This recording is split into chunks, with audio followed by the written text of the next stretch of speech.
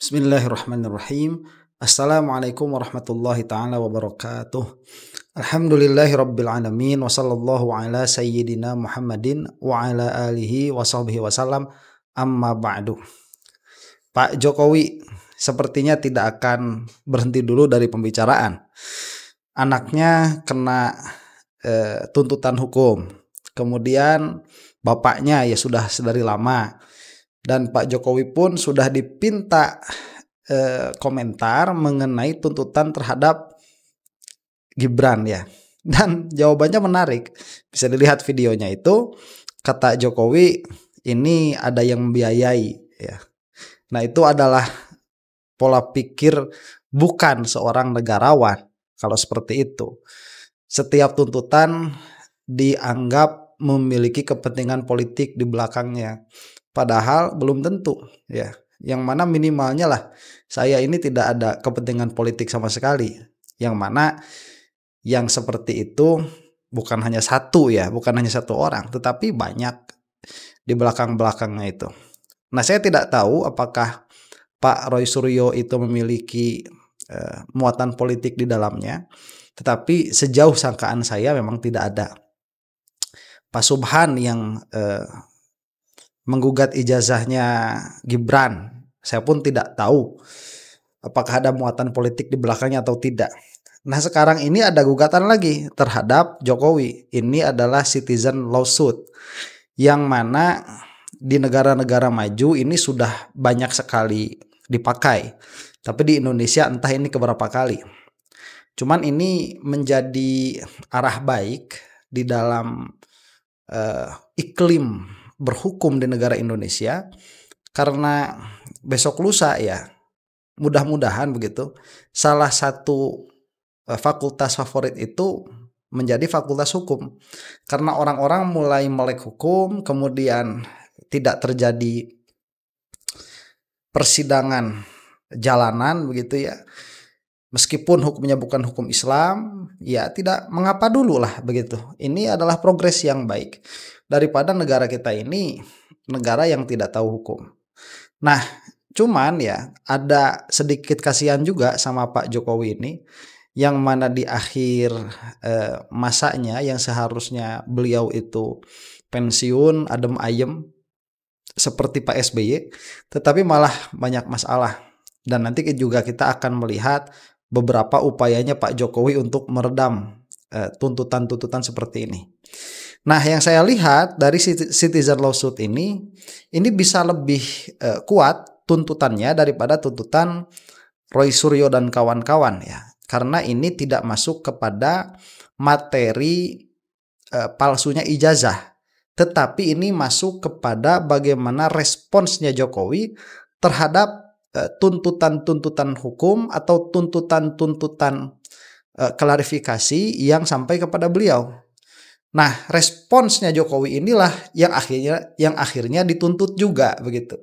Karena memang janggal responnya Jokowi ini ya, memuakan lah, yang mana sudah saya katakan di dalam beberapa video sebelumnya, bisa jadi ada mental psikopat pada dirinya Pak Jokowi itu, karena yang dituntut itu mudah saja membuktikan keaslian ijazah, tetapi responnya itu malah ribet. Nah, ini akan kita saksikan ya, citizen lawsuit dari dokter siapa ini nanti akan kita lihat. Oke, saya singkat aja. Ya, terima kasih.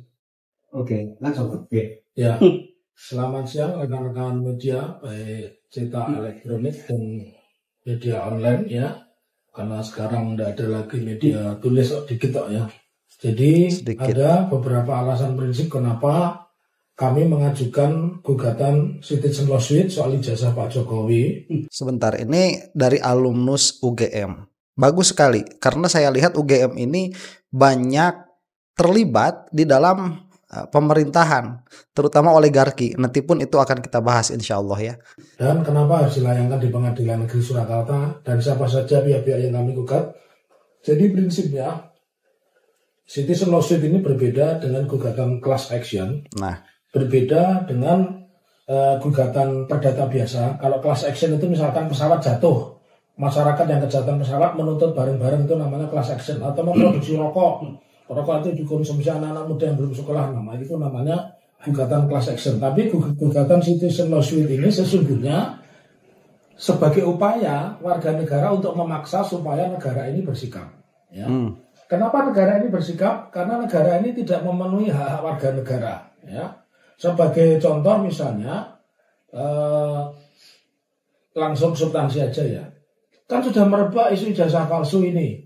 Mulai menonjol itu pada tahun 2022 saat podcastnya Gus Nur atau Nur Sugi Raharjo dengan Bambang Tri, yang kedua-duanya sudah bebas. Bambang Tri tanggal 5 Agustus ya, sementara kalau Gus Nur itu bebasnya 22 April, dan keduanya khusus Gus Nur itu sudah mendapatkan amnesti, artinya dia tidak perlu lapor-lapor lagi. Nah, kan sudah memakan 2 korban itu, kemudian berkembang 9 Desember 2024 ada laporan TPUA, tim pembela ulama dan aktivis yang melaporkan tentang dugaan ijazah palsu Pak Jokowi. Hingga tidak ada kabar selanjutnya, tiba-tiba tanggal 25 April 2025 diumumkan kalau laporan TPUA tidak bisa ditindaklanjuti. Nah, ternyata itu berkaitan dengan proses hukum yang akan terjadi, dan benar. Tanggal 30 April bersamaan kami mengajukan gugatan nomor 099 PDTG garing 2025 di Pengadilan Negeri Surakarta yang harusnya tanggal 30 Pak Jokowi hadir. Pak Jokowi justru melaporkan orang-orang, setidaknya ada 12. Yang dilaporkan pertama adalah RRT, Roy Suryo, Resmond, Dr. Tifa, Egy Sujana, Rizal Fadilah, ya, kemudian beberapa YouTuber dan beberapa pewarta. Oke, sebelum situ ya. Nah, ini jadi citizen lawsuit itu adalah tuntutan kepada pemerintah untuk take action, bukan class action lawsuit ya. Yang mana class action lawsuit itu mulanya dari pemerintah, kurang lebih seperti itu, dari apa yang dicontohkan oleh beliau ini. Nah, memang yang diharapkan dari pemerintah itu adalah mengambil aksi terhadap tuntutan masyarakat. Jadi masyarakat itu memiliki tuntutan agar pemerintah taking action. Nah, itulah lawsuit kita nih sebagai warga negara, dan kita memiliki hak untuk itu. Nah, nanti apakah pada akhirnya lawsuit ini atau tuntutan hukum ini dia akan dikabulkan oleh pengadilan atau tidak. Nah, ini akan dipinta. Nah, ini adalah landasannya begitu ya. Siapa saja nanti yang akan dituntut, kemudian apa saja tuntutannya. Kemudian disusul sidang-sidang kami, dan akhirnya muncul bahwa gugatan tidak dapat diterima, dan juga sebelumnya sudah didahului oleh gugatan-gugatan sebelumnya di Pengadilan Negeri Jakarta Selatan. Ada 2 gugatan, dan ada 1 gugatan permohonan, dan kami. Nah, dari keempat itu negara tidak pernah mencoba menyelesaikan. Nah, dalam tanda petik siapa negara? Negara itu tentunya kalau kaitannya dengan ijazah itu pastinya rektor UGM. Ya, kemudian yang kedua wakil rektor UGM. Kenapa wakil rektor UGM? Karena wakil rektor 2 itu bagian akademik. Yang ketiga adalah Pak Jokowi sendiri. Yang keempat adalah kepolisian. Ya, yang kelima adalah UGM sebagai institusi. Jadi 5 institusi itu yang kami gugat. Nah, sekarang kita breakdown satu-satu. Oke, bagus sekali ini ya.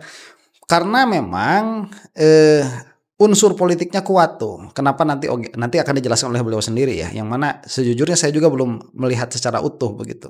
Cuman memang ini terwakili nih. Kita kan melihat kejanggalan dari upaya UGM untuk menyelesaikan tuntutan ijazah palsu ini dengan katakanlah apa ya, doktrin saja begitu. Dengan pernyataan saja tanpa menyelesaikan permasalahan.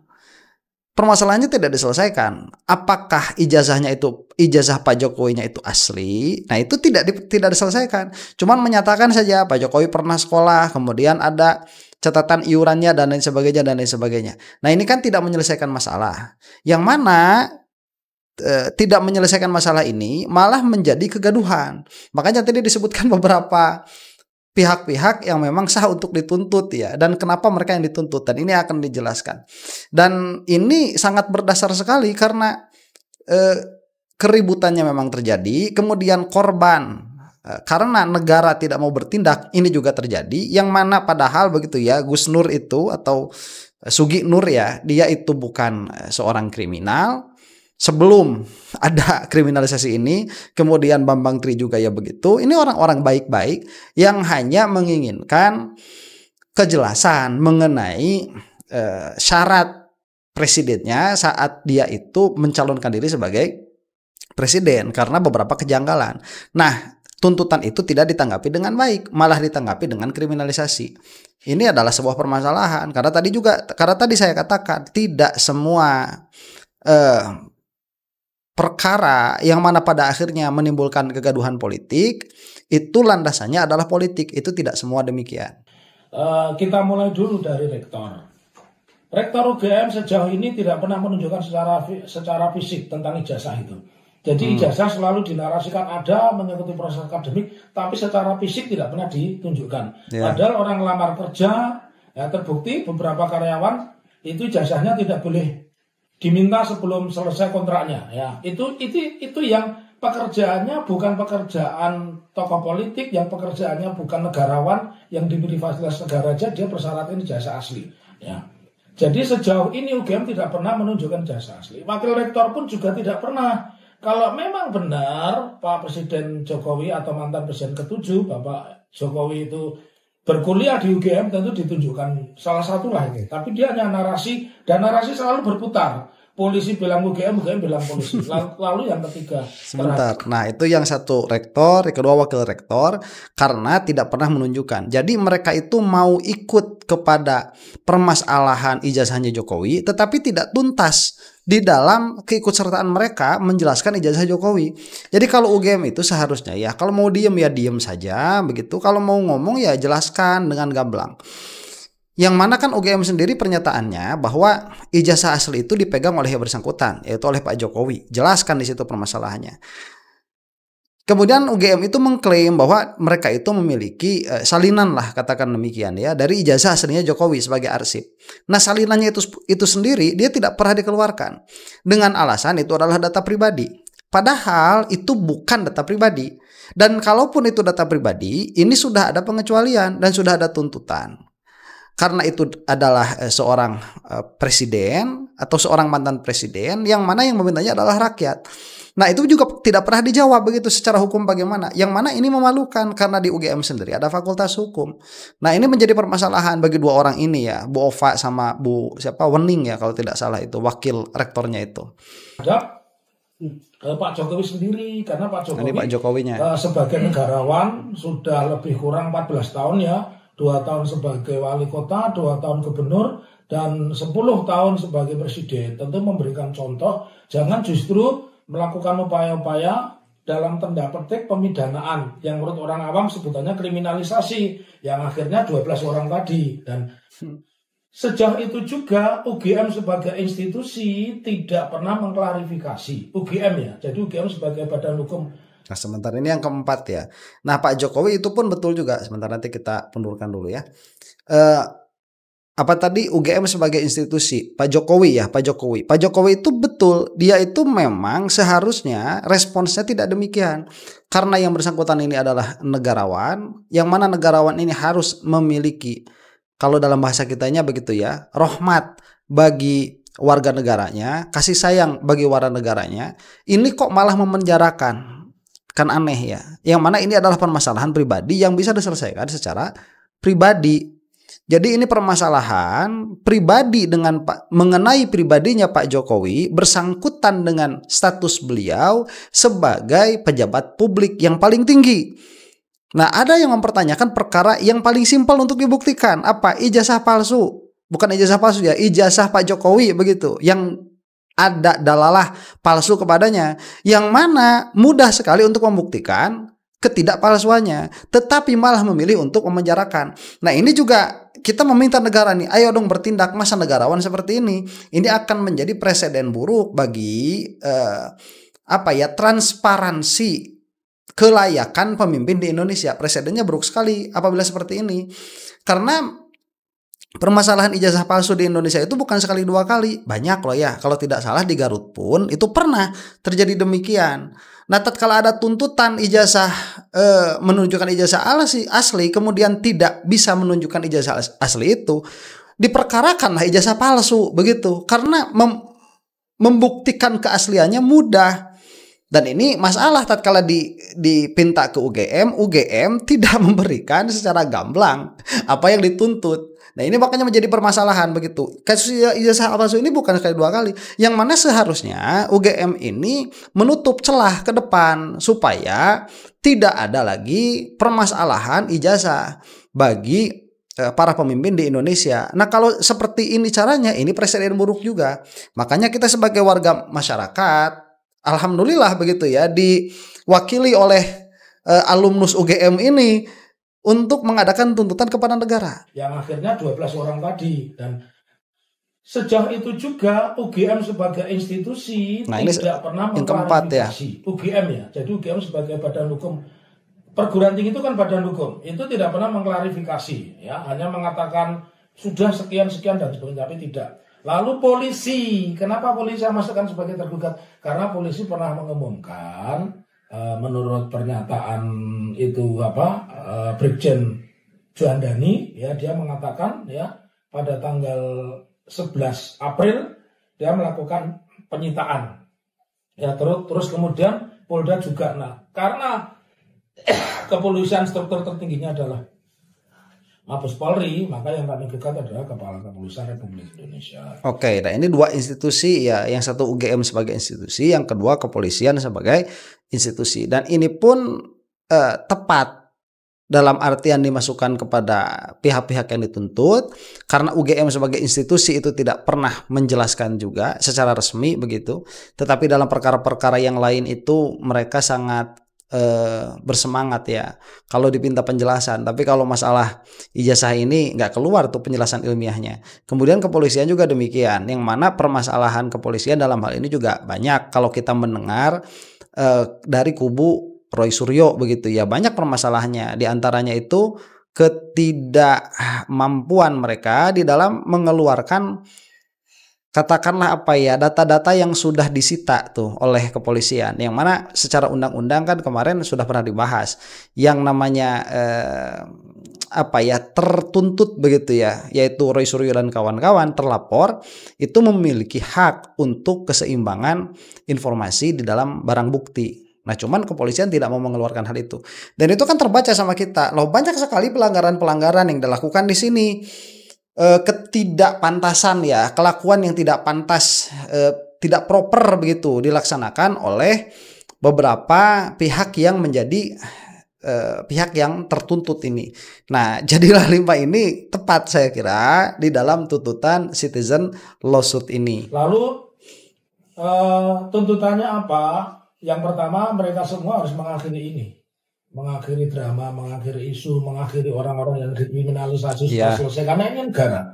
Karena kalau tidak selesai, berarti negara ini membiarkan kejahatan, membiarkan kesenangan, membiarkan ketidakadilan, ya itu muncul, dan yang pasti negara menciptakan ketidakpastian. Ya. Nah, lalu yang kalau kita lihat ya, kenapa saya harus mengajukan gugatan ini? Sebentar, nah itu dulu, itu pun betul. Negara itu pada akhirnya menjadi tidak pasti. Kita ini malah menjadi sibuk di dalam mempermasalahkan perkara yang seharusnya bukan menjadi masalah negara begitu. Karena ini masalah pribadinya Pak Jokowi, selesaikan oleh Pak Jokowi, seharusnya demikian. Tetapi kok malah ribut semua. Jadi kita sebagai negara pada akhirnya tidak bergerak begitu ya, tidak bergerak maju, malah bergerak mundur atau muter saja di situ. Dan juga ya dampaknya menjadi jelek, dampak kepada para masyarakat itu perhatiannya terganggu, energinya terkuras, dan juga masalah-masalah besar yang seharusnya diurus oleh negara seperti pelanggaran-pelanggaran hukum para korporat, kemudian kasus-kasus besar yang berkaitan dengan para mafia, atau kasus-kasus besar yang berhubungan dengan pidana serius seperti pembunuhan dan lain sebagainya, itu akhirnya tidak mendapatkan perhatian yang serius. Nah ini berbahaya bagi kemajuan negara, makanya dituntut supaya negara ini menyelesaikan begitu. Kesenangan, membiarkan ketidakadilan, ya itu muncul, dan yang pasti negara menciptakan ketidakpastian. Ya. Lalu yang kalau kita lihat ya, kenapa saya harus mengajukan gugatan ini? Supaya negara ini mengeluarkan kebijakan yang lebih baik. Ya. Contohnya apa? Bahwa besok Komisi Pemilihan Umum itu mengeluarkan peraturan dilengkapi ijazah asli dan ijazah yang digalisir untuk ditunjukkan sebagaimana hukum acara pembuktian di pengadilan. Hukum acara di pembuktian pengadilan itu kalau Anda cuma menunjukkan kopi dari kopi ya ditulis fotokopi dari kopi. Kalau Anda fotokopi dari asli, fotokopi dari asli. Nah, itu yang tidak pernah ada. Padahal hukum acara kita sudah seperti itu. Okay? Oke, nah ini penting ya. Supaya memang tidak terjadi lagi ijazah-ijazah palsu. Supaya kejujuran itu dimulai dari saat pendaftaran. Nah, itu nilai moralnya, nilai etiknya itu. Kejujuran dimulai dari awal. Karena tadi sekali lagi, bukan sekali dua kali. Di Garut pun beberapa kali terjadi itu ijazah palsu itu.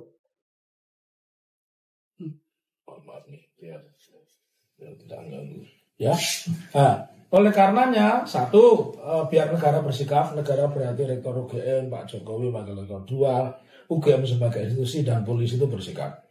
Kemudian yang kedua, agar tadi muncul peraturan-peraturan yang mewajibkan seseorang itu menunjukkan ijazah aslinya, sama seperti pabrik-pabrik itu, ya kan? Sampai ada yang terbakar dulu waktu kerusuhan Solo 1998, kerusuhan Solo 2021. Itu kan banyak karyawan yang kerja di dealer nggak bisa ngambil ijazahnya karena ijazahnya yang asli terbakar dan dia nggak bisa ngelamar kerja. Nah, bekerja dalam tanda petik, mohon maaf, sebagai pekerja yang tidak terdidik saja, apalagi menjadi seorang wali kota, gubernur, presiden, kenapa tidak pernah bisa ditunjukkan ijazahnya? Oke, betul. Yang mana ini menjadi misteri juga sebetulnya. Siapa yang pernah melihat ijazah aslinya Pak Jokowi? Nah, itu penting kalau misalkan nanti ke depan supaya ada perbaikan di dalam keikutsertaan ya masyarakat Indonesia di dalam pemilu, supaya memang ijazah aslinya saja sudah dipegang oleh KPU. Nah, kalau sekarang kan misalkan didatangi KPU kemudian dikatakan hilang atau sudah tidak ada begitu, sirna, musnah, ya kalau itu sekadar fotokopi kan ya nggak apa-apa, bisa fotokopi lagi karena yang aslinya ada.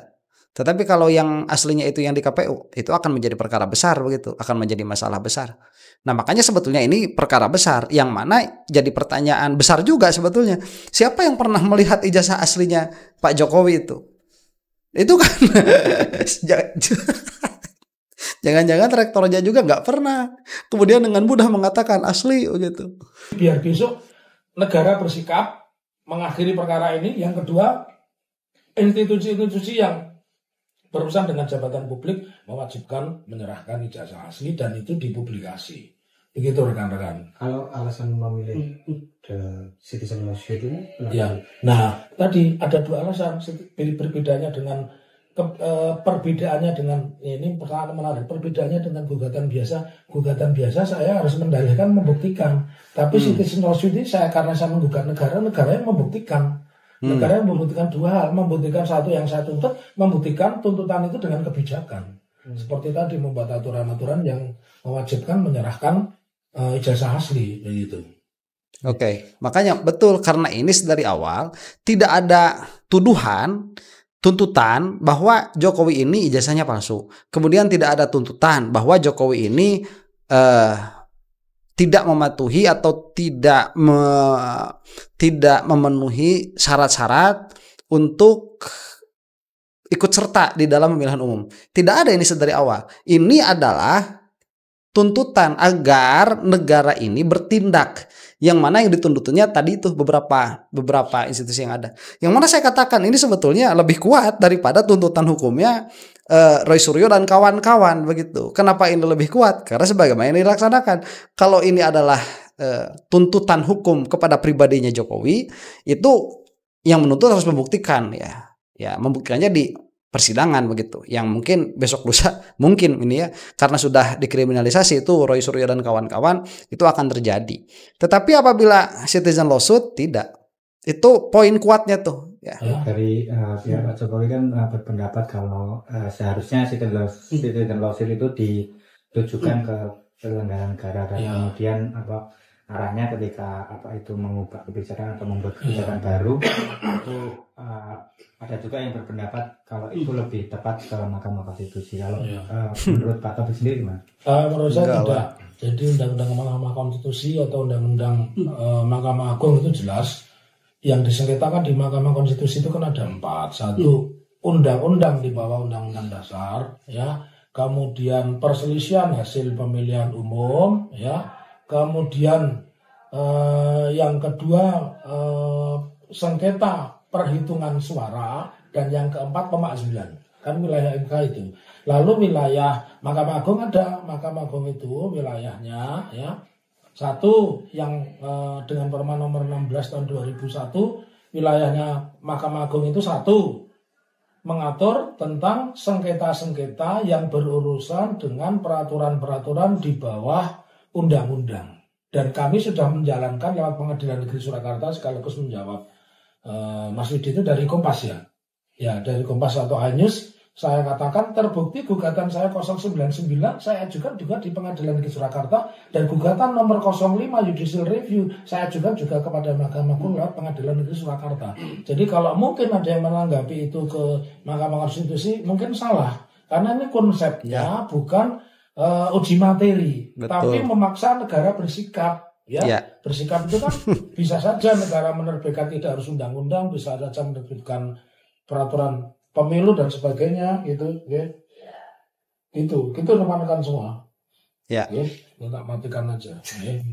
Jadi kan jelas, ya. Ini bukan permasalahan kepada Jokowi harus menunjukkan ijazah aslinya, bukan ke sana permasalahannya itu. Nah, nanti supaya hal-hal ini tidak terjadi, bagaimana pemerintah itu mengeluarkan kebijakan-kebijakan supaya permasalahan seperti ini tidak terjadi lagi. Dan dari situ nanti akan kelihatan kok sebagai penguat atau sebagai pelemah pada akhirnya nanti terhadap gugatan-gugatan material dari Roy Suryo dan kawan-kawan misalkan, atau dari Pak Subhan, atau dari citizen manapun nanti yang mau mengajukan tuntutan kembali kepada pribadinya Jokowi atau kepada institusi baik kepolisian atau UGM misalkan, lembaga pendidikan. Itu nanti akan menjadi dasar begitu kalau sudah ada keputusan. Dan ini bagus, ya, kalau kita ini sebagai negara memang mau maju sebagai negara hukum, ya tunjukkanlah memang kita serius untuk menjadikan hukum ini sebagai landasan dan fondasi di dalam bernegara. Mengganggu. Berarti Pak Jokowi yang sekarang sudah bukan penyelenggara negara tetap bisa diajukan. Karena begini, saya mengambil satu contoh teman-teman yang sudah pernah terjadi ketika seorang pembalak hutan, itu kan pasti swasta. Dia menggugat kemudian hutan itu dibakar, dan ternyata hutan itu pada akhirnya dijadikan untuk kebun sawit, ya kan tetap digugat. Harus yang bersangkutan menimbulkan kerugian digugat, ya. Lalu yang tidak Anda tanyakan tapi saya jelas, kenapa saya menggugat? Karena saya kalau memberikan laporan kepada polisi sepanjang institusi polisinya masih seperti ini, itu ibarat saya bermain tenis dengan tembok. Ya. Sekencang apapun saya memukul, terpental ke wajah saya malahan begitu. Sekencang apapun memukul, raket saya bisa rusak. Itu masalahnya. Oke. Lengkapnya silahkan lihat sendiri, ya.